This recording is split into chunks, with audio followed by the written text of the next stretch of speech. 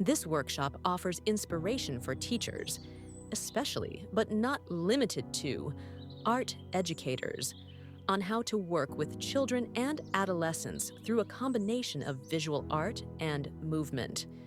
It also includes somatic methodology and practical tips for working with groups or individuals who have no previous experience with somatic practices.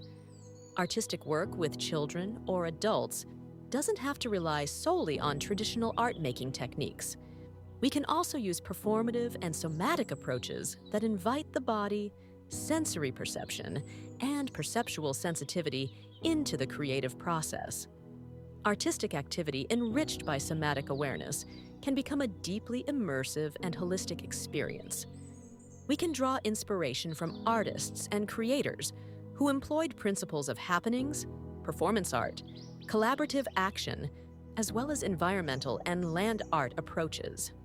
Today, there is increasing attention on communication, awareness of diversity and otherness, well-being, and mindfulness.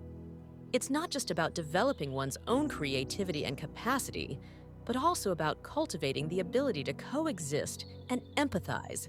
This includes somatic ways of working with the body and perception, gaining awareness of internal and external processes, and fostering authenticity.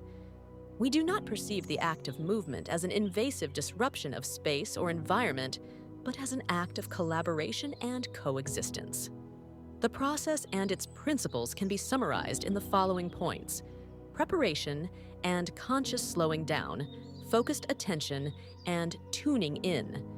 This phase allows our perceptive nervous system to inform the cortex, or frontal lobe, about what is happening both inside and outside the body.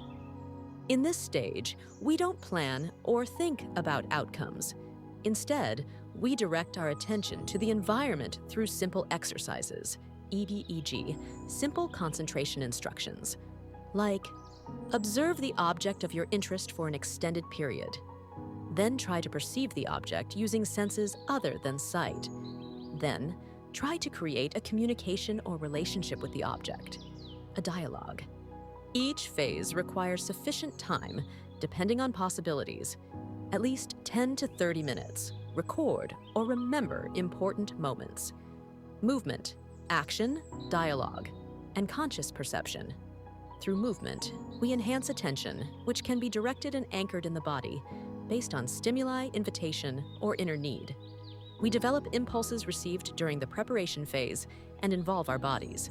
It is essential to create a calm and safe environment, free of spectators, random passers-by, or other distractions. Not everyone feels confident in their movement. Feelings of embarrassment or uncertainty may arise. Principles of conscious bodywork and authentic movement can be explained, where the body follows its own impulses and no prior dance or movement training is necessary. The rule is, do whatever comes to mind within safety boundaries. Work can be done in pairs using simple techniques, mirroring and shaping. Mirroring involves one person performing a movement while the other mirrors it. At any point, they may switch roles. The goal is to tune in to the other person and experience a shared flow. Shaping uses similar principles of nonverbal communication and can be done in pairs or groups. One person takes a body position and the other tries to fill in or complete the shape with their own body. Then the first person reacts and adds again, and so on. Gradually, the process can move from still poses into slow, flowing transitions. In a group, additional participants can join until a living sculpture is created, which eventually dissolves back into individual movement through shared pulsation and connection. Documentation, artifact creation, and reflection.